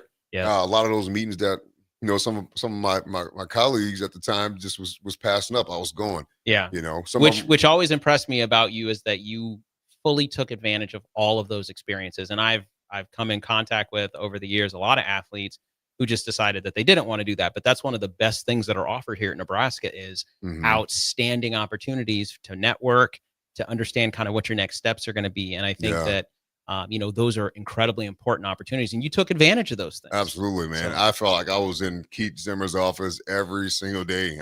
And to the point where I think I just have to start making appointments to go meet with him, even though that door, it was almost like an open door policy. Right. And just like, hey, Keith, I'm thinking about doing this. So then, or hey, Keith, I'm thinking about that. So then he'd give me a contact for, like Charlie Colon, or hey, here's the president for PepsiCo. Like, just give these guys a call and see what they're thinking. Because I was thinking entrepreneurship in general, right? I didn't know what I wanted to do for sure, which I had an idea. And my senior year rolled around, and that's kind of when the real estate stuff started to really intrigue me. Because obviously I was going to school for business and all that stuff anyway, right? And really starting to understand that side of things. I just needed to put that energy with something. So that was what I think my senior year was all about. How do I land this thing softly? So that I'm not behind an 8-ball, because you hear a lot of stories about folks that aren't, and then their identity was football, and then they take this couple years of just going through that same self shift in something where your entire life was this. Now it's not. That's right. So I was prepared for that. I would say Nebraska did a great job with that, man, for sure. That's amazing. Helping me navigate that. Yes, that's amazing. And I think that for you all listening, as you think about some of the young athletes in your life, and whether that be your kids or people that you support and everything else, recognize that there is a process of transitioning from being so fully involved and engaged in something that is your identity and having to change your focus to something else. And, Tyron, you've talked about your story in that you transitioned pretty quickly from basketball to football, and then from football into business. And you really had this tenacity about you that you went about doing all of those things, right? And that was that consistent thing that you brought to the table, was the focus, the preparation, the desire to do the research and deeply understand how things worked. And I think those are things that are those transferable skills, and you fully engaged in and took advantage of the opportunities that were coming your way. So, folks, we are listening to Tyron Ferguson here, former Husker. We're going to talk about what he did after he left the University of Nebraska-Lincoln and what he's doing now. But it's been so awesome to talk to him so far today. He's dropping a lot of jewels in here for us about, those how you make those transitions and the adaptability and how important that is. You're listening to The Law of Lift with Dr. Lawrence Chatters on 93.7 The Ticket. We'll be right back after this. Harvest season is coming, and Acres has discounted many of our late model John Deere combines. Get thousands in discounts and upgrade for this year's harvest. Plus, you could save even more with interest rates starting as low as 1.9% on select units. Low interest rates combined with our huge discounts, there's not a better time to buy. Visit acres.com for all the details. That's AKRS.com. Restrictions apply. Offer ends August 31st, 2025. Subject to approved financing. Offer may change at any time without notice. Hey fans, there's more winning at Amigos with the VIP Game Day giveaway. Every app scan is your chance to win premium tickets to a Nebraska football, basketball, and volleyball game, along with exclusive game day perks. And when Nebraska goes to a bowl, the winner also gets 2 tickets, lodging, and airfare to the bowl game. Weekly semifinalists will win free food for a year. Go Big Red. Eat at Amigos and enter to win. Amigos is celebrating 45 years with exclusive Nebraska Legends collectible cups featuring Tom Osborne, John Cook, and some of your favorite Huskers. For every cup sold, 50 cents goes to teammates. Show your Big Red pride by getting all 4 of these collectible cups at Amigos. This is Tom Osborne with the Teammates Mentoring Program. We have students on the waiting list for a mentor. We want you to join the team. Learn more about mentoring and support teammates by visiting Amigos. An overdose can happen in front of you and you might not realize it. Blue lips, slowed breathing, pinpoint pupils, choking sounds, unresponsive to touch or sounds. These signs aren't always obvious, but they can be deadly. Knowing what to do could save your friend, your neighbor, your child. Learn more by visiting myhealthymind.crediblemmind.com so you can be ready before it happens. This message is funded in part by the CDC OD2A grant. This is former Husker and NFL linebacker Jay Foreman. For years, I've suffered from degenerative problems in both of my ankles, but thanks to a thorough and thought-out plan provided by Advanced Medical Imaging, I was able to get my life back with the least amount of pain as possible. While working through multiple options, the team of physicians at Advanced Medical Imaging were there to answer any questions I had. If you're experiencing any pain at all and want to get your life back, go to amimaging.com or give them a call at 402-484-6677. Advanced Medical Imaging, located at 7601 Pioneers Boulevard. At Parkview Animal Hospital in Lincoln, it's not just their professional care that sets them apart, but their warm staff and state-of-the-art facilities. Whether it's for a routine checkup or a comprehensive medical procedure, at Parkview, your pet isn't just another number, but a valued member of their caring family. Visit them at PAHLincoln.com today and in person just south of 14th and Pine Lake Road. Parkview Animal Hospital, your pet, their passion for happier, healthier, furry friends. Limitless Male says it's all fun and games until your testosterone plummets. Testosterone levels can start falling as early as age 30 with symptoms like no energy, poor sleep, brain fog, belly fat, muscle loss, and mood swings. If this sounds familiar, get your testosterone checked at Limitless Male. We'll get you back in the game with more strength, energy, and confidence. When you feel this good, you'll wonder why you waited so long to get a free consult at Limitless Male. Get scheduled today. I'm Karen Carr. I've been a realtor for 31 years. When I made a company change 12 years ago, I chose Lincoln First Realty, now NP Dodge. It's the oldest independently owned realty company in the country. Since becoming NP Dodge, we've continued our tradition of community involvement. Our management and staff are always available to offer support in marketing, technology, social media, and educational opportunities. Expand your career with NP Dodge. Call Eric at 402-434-2222. Are you looking to upgrade or improve the garage door on your home? This is Cameron Hall of Doors Plus. At Doors Plus, we guarantee to offer a wide selection of options from 5 leading garage door manufacturers as we deliver a free estimate, exact measurements, and rapid installation with a 3 to 5 week time frame. When you choose Doors Plus for your residential garage door needs, you'll work with our experienced technicians and be ensured that your new door seamlessly complements your home. Give us a call at 402-590-5800 or visit us online at DoorsPlusLLC.com. Doors Plus, garage doors, and more.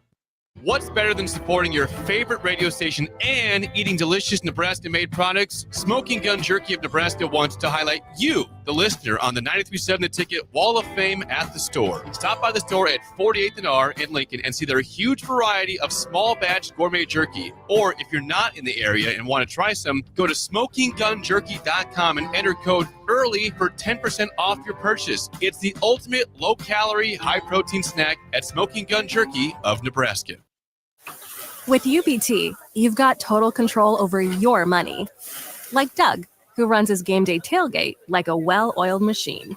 I got burgers, brats, chicken, dogs, plus all the fixins. And with the UBT Go app, I can track my food spending from anywhere. Pro move. They don't call me Grill Sergeant for nothing. No matter your goals, UBT helps you feel good about reaching them. Union Bank and Trust. Member FDIC. Now back to the Law of Lift with Dr. Lawrence Chatters on 93.7 The Ticket and theticketfm.com. That's right. You're listening to the Law of Lift today. I have Tyron Ferguson on here, former Husker.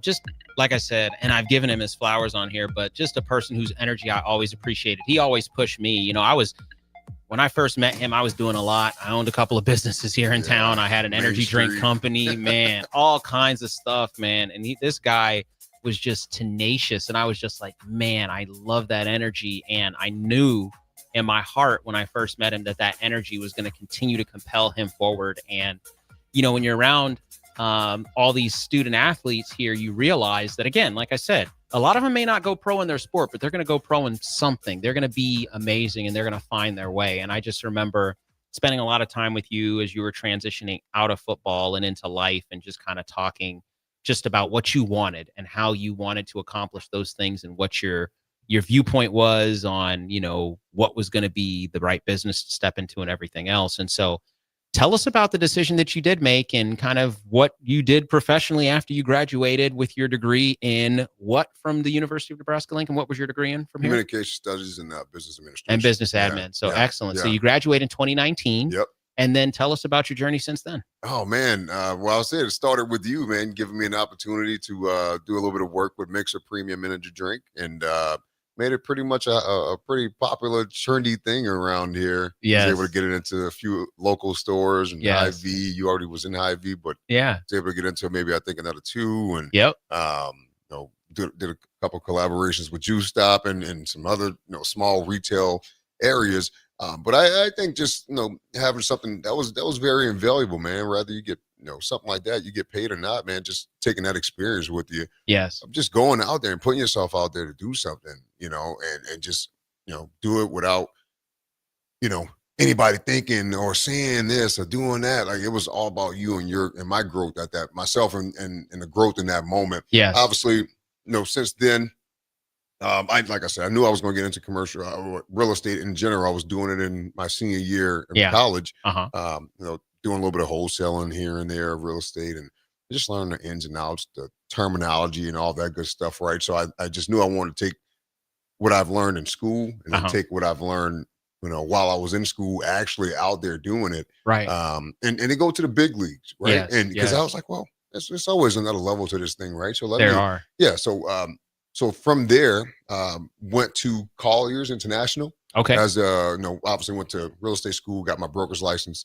I was right out of school, right? So I was able to, it felt like I never left school. I went to go do 6 more classes to get that. Yeah. Took me about 2.5, 3 months or so because the classes were just, longer and et cetera, right? So took that, became a commercial real estate broker, but I got into it with the intent to build my own portfolio in real estate, specifically commercial real estate, right? Apartments, retail buildings, office buildings, industrial buildings, you name it, right? Yeah.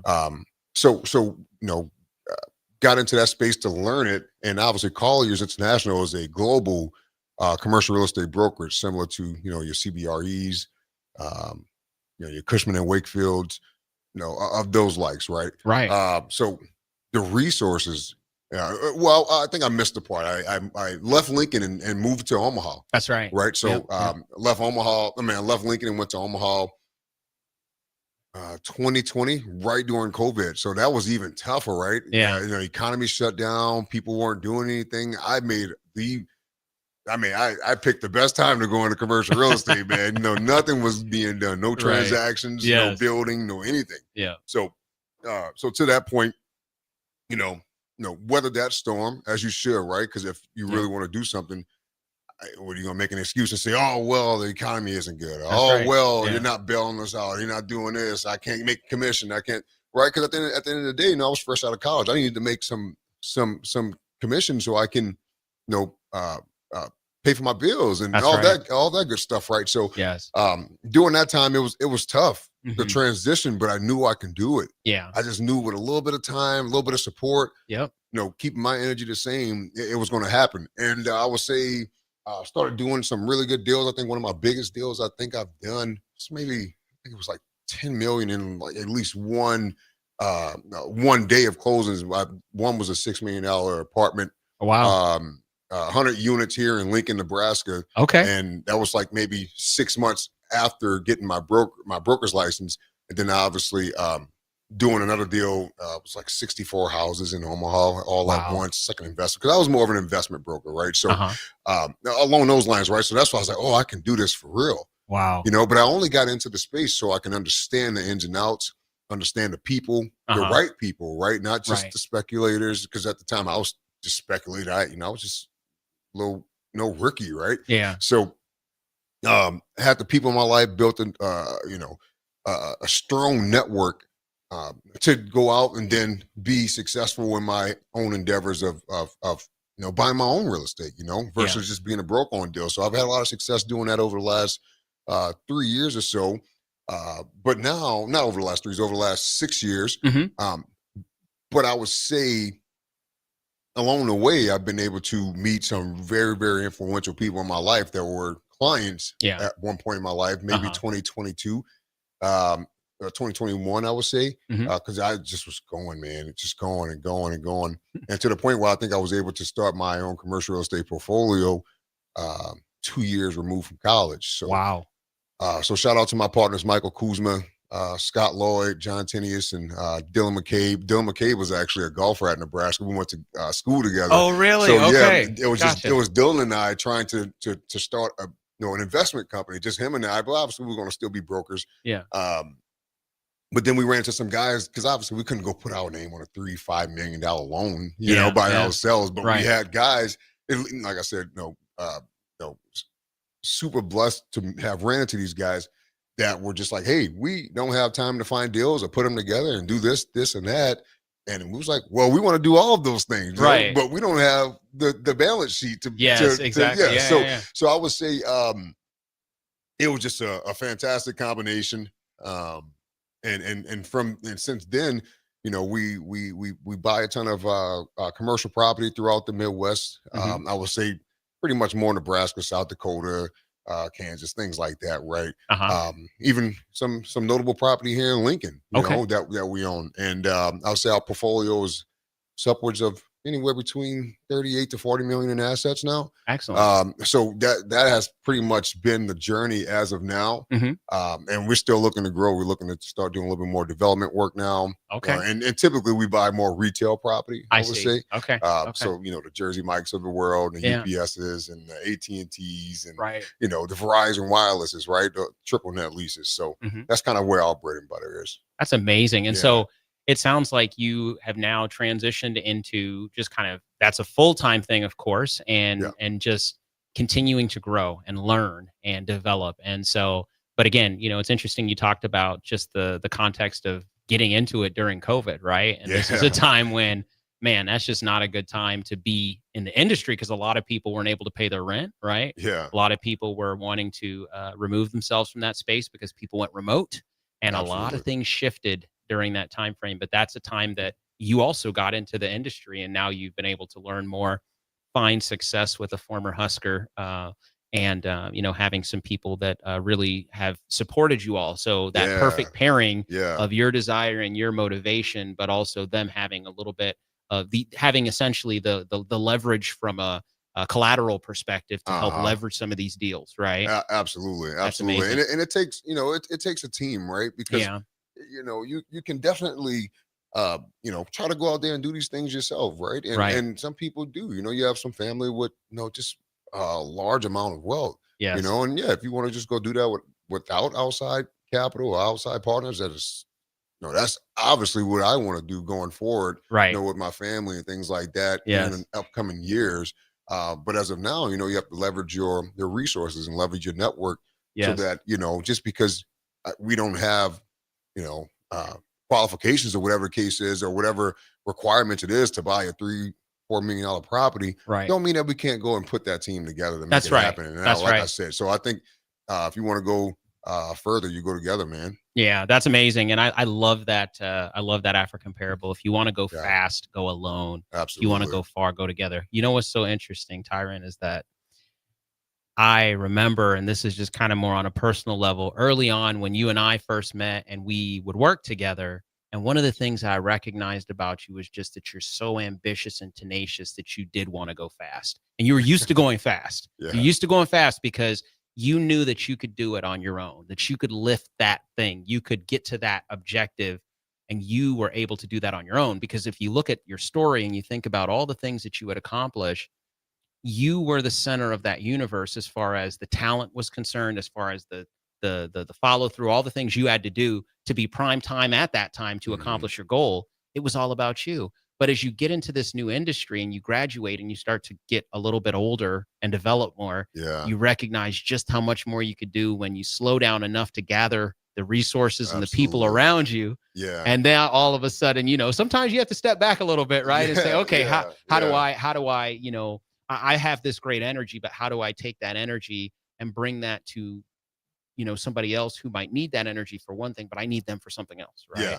And it's almost like a bartering. So yeah. And I would also say, like, that whole thing, you know, when I was right out of college going fast, I mean, college was fast. It was, a lot yeah. of the things that I've learned today from school. Yes. You know, the adversity, you know, moving through it as fast as you possibly can. It's almost like running through a tackle as fast as you possibly can. You Yeah, know, I mean, yeah, everything was fast. It was, you know, the moment you get on your heels, the moment you either get ran over, you miss a tackle. That's right. Right. So, Yeah. not just an analogy for life. That's yeah, right. And yeah. it's just, you know, you just, at the time, I guess I was moving fast with nowhere to go, Yeah, really. yeah. And I guess it made it look, you know, or not even look, but just, you know, it was very uncomfortable. Right. But I Yeah. knew if I stopped moving, you might not restart. You That's know, right. you might get That's right. stuck and do something that you know is not within your vision.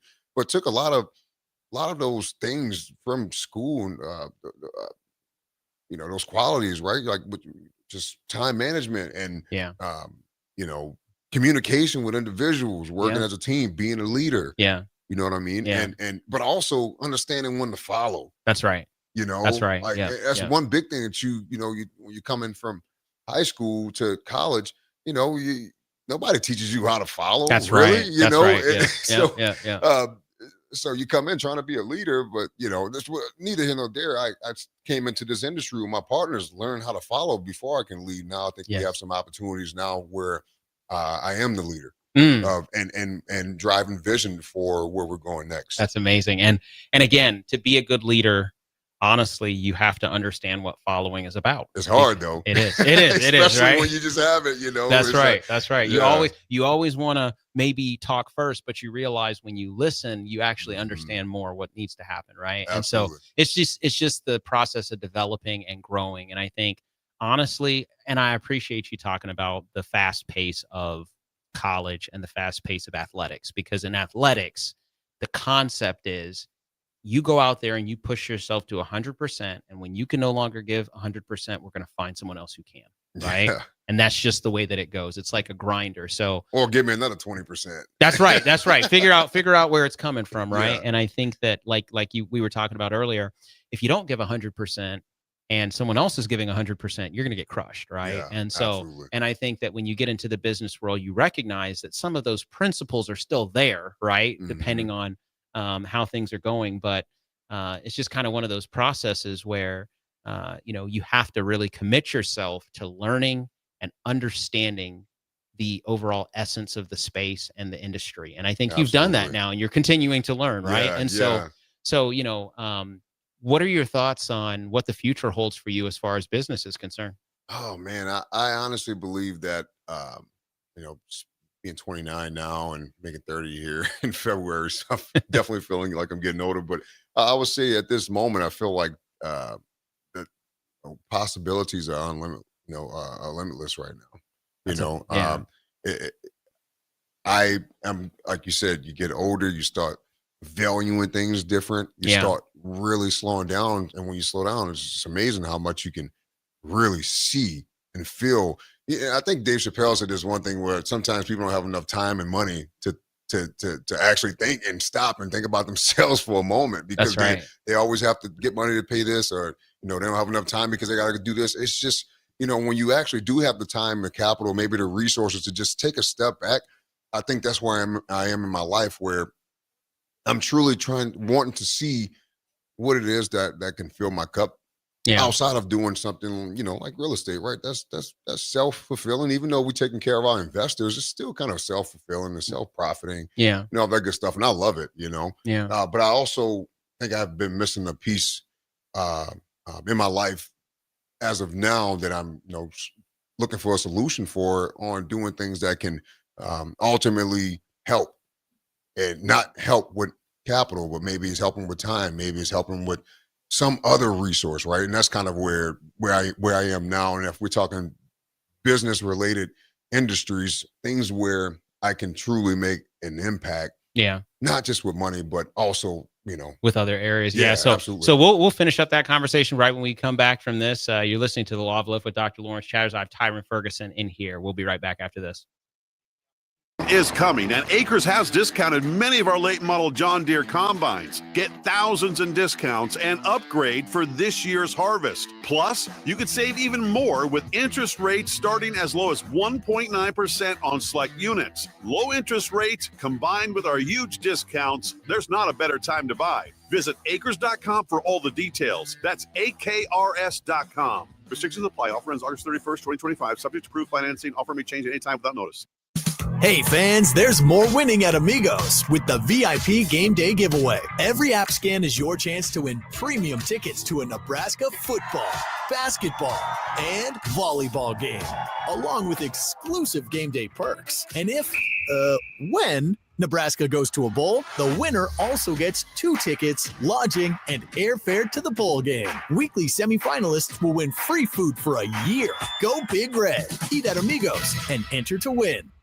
Amigos is celebrating 45 years with exclusive Nebraska Legends collectible cups featuring Tom Osborne, John Cook, and some of your favorite Huskers. For every cup sold, 50 cents goes to teammates. Show your Big Red pride by getting all 4 of these collectible cups at Amigos. This is Tom Osborne with the Teammates Mentoring Program. We have students on the waiting list for a mentor. We want you to join the team. Learn more about mentoring and support teammates by visiting Amigos. An overdose can happen in front of you and you might not realize it. Blue lips, slowed breathing, pinpoint pupils, choking sounds, unresponsive to touch or sounds. These signs aren't always obvious, but they can be deadly. Knowing what to do could save your friend, your neighbor, your child. Learn more by visiting myhealthymind.crediblemmind.com so you can be ready before it happens. This message is funded in part by the CDC OD2A grant. This is former Husker and NFL linebacker Jay Foreman. For years, I've suffered from degenerative problems in both of my ankles, but thanks to a thorough and thought-out plan provided by Advanced Medical Imaging, I was able to get my life back with the least amount of pain as possible. While working through multiple options, the team of physicians at Advanced Medical Imaging were there to answer any questions I had. If you're experiencing any pain at all and want to get your life back, go to amimaging.com or give them a call at 402-484-6677. Advanced Medical Imaging, located at 7601 Pioneers Boulevard.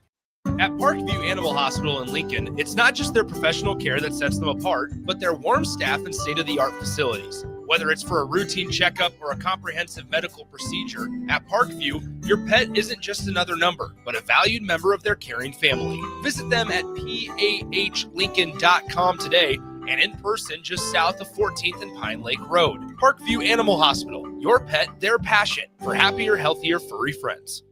Limitless Male says it's all fun and games until your testosterone plummets. Testosterone levels can start falling as early as age 30 with symptoms like no energy, poor sleep, brain fog, belly fat, muscle loss, and mood swings. If this sounds familiar, get your testosterone checked at Limitless Male. We'll get you back in the game with more strength, energy, and confidence. When you feel this good, you'll wonder why you waited so long to get a free consult at Limitless Male. Get scheduled today. I'm Karen Carr. I've been a realtor for 31 years. When I made a company change 12 years ago, I chose Lincoln First Realty, now NP Dodge. It's the oldest independently owned realty company in the country. Since becoming NP Dodge, we've continued our tradition of community involvement. Our management and staff are always available to offer support in marketing, technology, social media, and educational opportunities. Expand your career with NP Dodge. Call Eric at 402-434-2222.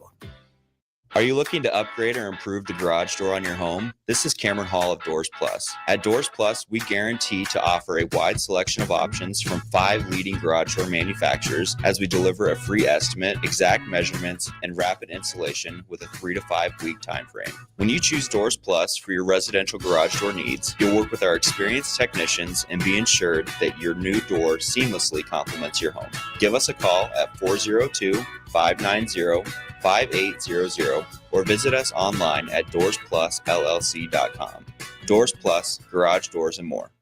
What's better than supporting your favorite radio station and eating delicious Nebraska-made products? Smoking Gun Jerky of Nebraska wants to highlight you, the listener, on the 93.7 The Ticket Wall of Fame at the store. Stop by the store at 48th and R in Lincoln and see their huge variety of small batch gourmet jerky. Or if you're not in the area and want to try some, go to smokinggunjerky.com and enter code EARLY for 10% off your purchase. It's the ultimate low-calorie, high-protein snack at Smoking Gun Jerky of Nebraska.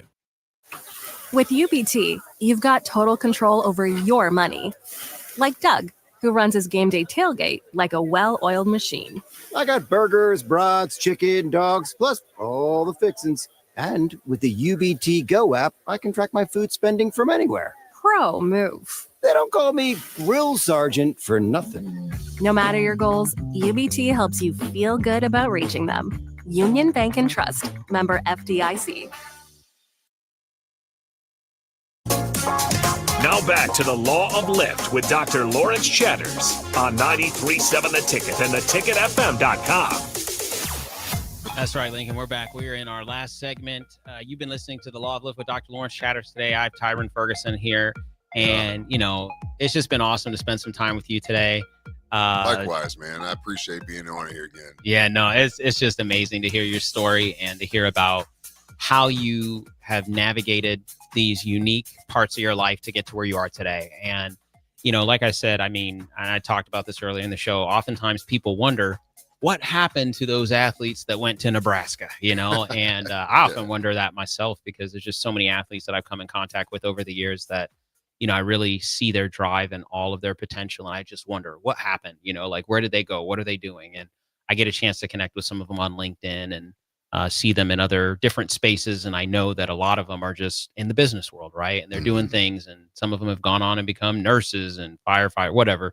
But you're in the commercial real estate industry, and you're kind of talking about this idea that you want to maybe shift your focus in the future and maybe focus a little more on some of those impact heavy areas within the commercial real estate area and things that, you know, have a different kind of impact on society. And so any additional thoughts on that or what you're thinking that might look like? I would say, you know, no, still putting my thoughts together on it. Right. And you never just want to make the wrong move, you know, especially without thinking things through. I think that's something that I've learned over the years as well. I used to just move so fast. And the next thing you know, it's like, oh man, what have I done?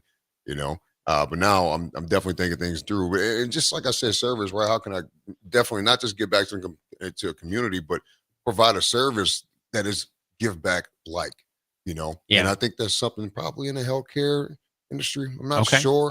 But definitely something I'm looking forward to doing to fill my cup, you know? And on top of that, maybe a little bit of coaching again. I think, well, before I had my beautiful son, Micah, I was coaching at Elkhorn. That's right. Elkhorn North, I believe. Yeah. So, and now I'm thinking, man, I think I might get back into the market for that, you know, get back to these kids, because when I had my guys, man, I had them ready to roll, and I just had them doing the same thing I was doing in high school, you Right, know. And I think right. they were some of the brightest kids, and a lot of them are on doing bigger things. I believe Barry, he's over at Elkhorn North. I believe he's a senior this year, and I'm sure he might. I'm sure he might be coming to Nebraska. I'm not sure yet, but I know he's having offers everywhere. But I remember having an impact in his life when he was a freshman. That's awesome. You know, Yeah. So, man, it makes me feel good because I see him at the gym sometimes. I'm like, man, you get big, dude. And but neither here nor there, man. Yeah. I just still wanting to put that together. And so, but at the end of the day, just want to be efficient as well. And I also think I want to start getting my son around it as well, and just have him see what that looks like at an early age, so I can start providing a little bit more in his life as he's getting older. That's awesome. You know, so yeah, I would say things like that. That's not just always capital intensive, right? It's probably more time, more love, right? And I think that's some of those things that you can do in the healthcare space and just being with kids in general. That's awesome. So, you know, we've kind of gone a long distance today, and when I say that, I mean, you know, we started out our journey at West Jeff Hospital, the west side of New Orleans, right? Yeah. And we kind of talked about your youth and growing up and some of the unique transitions you made during that time frame, and just, you know, heard a lot about all the time and effort that your mother put into you and fantastic family, leader, right? Like just the people that you look up to who help lift you up, your coaches, the people who supported you. You know, I remember distinctly you talking about that coach that really pushed you to the limits in basketball, right? Oh, And just all these different things. And so as you look back on your life and you kind of think about, you know, how far you have come and that you are pretty much like living in Omaha now, right? For all the way from New Orleans, and what a journey that has been. But just all the things that are still a part of you. What do you think at this point in time, the man you are now, what would you have said to that young kid who was making that transition in 7th grade as a result of some challenges that happened? What would you have said to him about the journey as you look back now and you think about what you were feeling then and who you are now? Yeah, man. I would say be patient, man. You know, Yeah. Don't go doing things just to do it. Don't go do it because of other people and what they think about you or what they might think about you. You know, just find your purpose. Yeah. And then when you do find that purpose, I feel as though you have to be very intentional with it. Yeah. Right. Yeah. And that's why I would tell myself, you know, just take your time, man. You know, and ain't going nowhere. I know tomorrow isn't promised, but you know, just taking the right step forward today. Yeah. You know, give yourself some credit. Right. You know, right. Every once in a while, because if you don't, man, I think you're going against self-love. And I also think that's how most folks, you know, run into the burnout. Yeah, absolutely. You know, the burnout and the mental health challenges that come with it, man, right? Yeah. So if I could just go back, like, man, everything's all right. Yeah. You know, you don't have to rush this thing. Right. You know, right. That's because amazing. when it goes, it's going to go. That's right. That's right. And so as we get here to the end, you know, who do you want to give shout outs to as you think about, you know, your life and your journey and your progression? Who are some people that you want to give shout outs to just to kind of, you know, make sure that they know that you're thinking about them today? Absolutely. I think I start with my family down in New Orleans, man. Love them so much, and don't get to see them much, but we have been making such a huge stride as a family as over the things that we've been through, all the things that we've been through, and obviously making myself get myself back home as much as possible. My family coming up here, so huge shout out to them. My beautiful son Micah, 2.5, man. So I love him to death. He is the reason why the things that I do and what I leave for him as a legacy to carry on. And obviously future kids, I want to give a shout out to all of the coaches in New Orleans that has played a huge impact in my life, and including the principals and the staff at these middle schools and high schools, them as well. My beautiful girlfriend, Haley, her family as well, who, you know, taking me into their, you know, their home and welcoming me and you know, in you know, troubling times, and loving me like a real family. So I would say, you know, and my partners, man, over at KL Capital, you know, KL Capital Management and KL Development Management, man. Love you guys. I appreciate you for believing in me and Dylan. And yeah, let's continue to take the top off this thing. Man, that's amazing. It's really awesome to hear these stories. And like I said, you have a unique story, and your story is inspirational. And when I saw just how committed and tenacious you were back then, I realized that all that energy that you had was going to turn into something amazing. And I think it has. And, I think over the years we've been able to, become closer, especially kind of over this concept of being a dad and like committing yourself fully to that, and just how much love, you have for your son and the love I have for my daughters. And, it's a special thing. And to be able to be a good dad is important. Right. Absolutely. And I think you learn more as you see your children grow up and all the potential they have. You learn how important it is to continue to give back in the community and make sure that everybody has that chance. Right. Yep. Because, absolutely. As we talk about, just some of the challenges that were within that community that you grew up in and that you are from, there are some challenges there where people just don't necessarily have that leadership that they need in their lives. And so the fact that we can do those things now and be those things to our kids, but not only our kids, but through service to other people's and everything else. So it makes us who we are today, man. It does. And did you want to give a shout out to your fraternity? Oh yeah, man. Shout out to the Qs, man. Shout out to the Qs Omega Psi Phi till I die, man. That's right, man. That's one thing we didn't talk about, but we do have a Q dog in here today as Yes, well. sir. So, but man, Tyron, it's been awesome to have you on the show. I really appreciate your time today. And ladies and gentlemen, you can hear the Law of Lift right here on 93.7 The Ticket every Sunday from 3 to 5, and inspirational stories from inspirational people. And as I always say at the end of my show, if you're going through something challenging, just keep going, and I hope you lift off. Have a wonderful Sunday.